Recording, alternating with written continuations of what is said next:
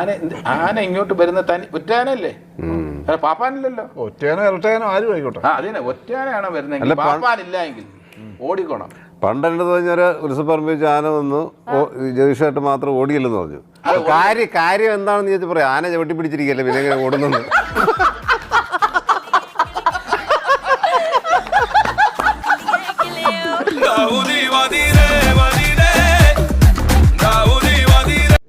പുതിയ പ്രൊജക്ട് ഒക്കെ ഉണ്ട്.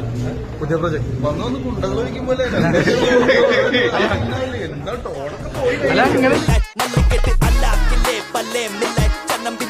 പടക്കളൊക്കെ തകർത്തു. പടക്കളം ആൾമാറാട്ടാണെന്നോ പ്രതീക്ഷിക്കുന്നത്.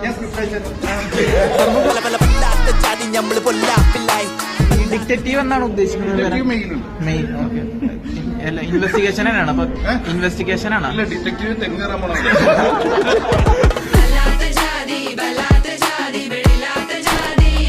ഇപ്പോൾ മെയിനായിട്ട് എന്ന് പറഞ്ഞിട്ടുണ്ടെങ്കിൽ സൗഭാഗ്യയുടെ ചില വീഡിയോസ് എടുത്തിട്ട് ആൾക്കാർ ഇൻസ്റ്റാഗ്രാമിൽ മെയിനായിട്ട് ഇൻസ്റ്റാഗ്രാമിൽ തന്നെ എന്ന് പറഞ്ഞിട്ടുണ്ടെങ്കിൽ പല ഫോട്ടോസ് എടുത്തിട്ട് അവന്മാർ വേറെ രീതിയിൽ ശരീരത്തെ പല രീതിയിലായിട്ട് വർണ്ണിക്കും, പല നല്ല കൊള്ളില്ലാത്ത പോസ്റ്റിലും കാര്യങ്ങളിലൊക്കെ കുറേ പ്രൊമോട്ട് ചെയ്യുന്നുണ്ട്. ചേട്ടൻ കാണാറുണ്ട് അത്? ഞാൻ അല്ലാതെ നേരിട്ട് കാണാനില്ല, പിന്നെ ഇനി കണ്ടവൻ പണിത ഫോട്ടോ കാണണത്.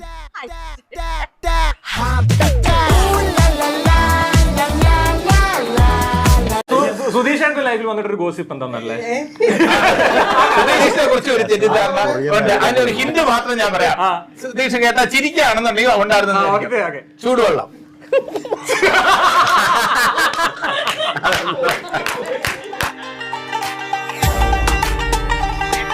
അതും ഈ പറയുന്നതില് ഗോസിപ്പാട്ടോ, വെറുതെ അതൊക്കെ ജഗദീഷേന്റെ കഥകളാ.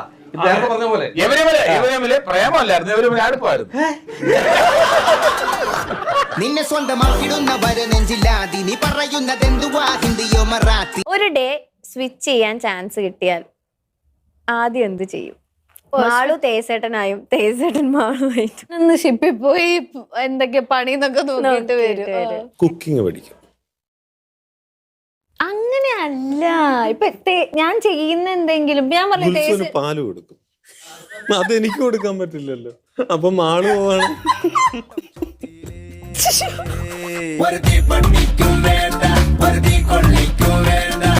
മറ്റേ കാമ്പോജി 2-ന്റെ കാര്യമൊക്കെ പറഞ്ഞിട്ട് അതിനെ ആ സെൻസിൽ എടുത്താൽ മതി എന്നുള്ള രീതിയിൽ വിനീതേട്ടൻ എങ്ങനെ ആ ഒരു കാര്യങ്ങളെ കാണുന്നത്? Actually Kambhoji is A very interesting film.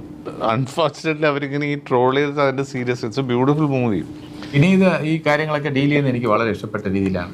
അങ്ങനെ മോശപ്പെട്ട ഒരു കാര്യം എവിടെയെങ്കിലും വന്നാൽ സോഷ്യൽ മീഡിയയിൽ കണ്ടു കഴിഞ്ഞാൽ വിനീത് അതിന് മറുപടി കൊടുക്കില്ല. വിനീത് പോയി സ്വന്തം മുറിയിൽ കുറ്റിയിട്ടിട്ട് ഒരു ഡാൻസ് കളിക്കും.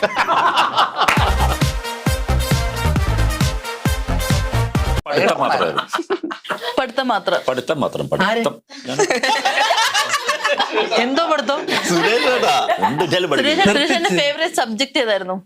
ഡ്രില്ല്.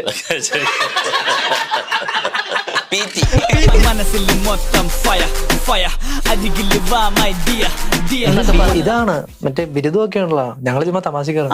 ഏതായിരുന്നു ചേട്ടാ ബിരുദം? BCom first class. പെട്ടെന്ന് ഓർമ്മ വന്നുള്ളൂ എനിക്ക്.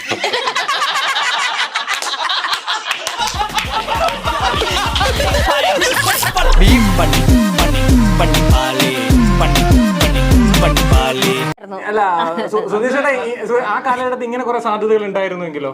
സിറ്റുവേഷൻഷിപ്പ് ആ കാലഘട്ടത്തിൽ അങ്ങനെയാണ്. നമ്മളും ആ കാലഘട്ടത്തിൽ വരുമല്ലോ. ആ കാലഘട്ടത്തിൽ ലിവിങ് ടുഗദറൊക്കെ ഉണ്ടായിരുന്നെങ്കിൽ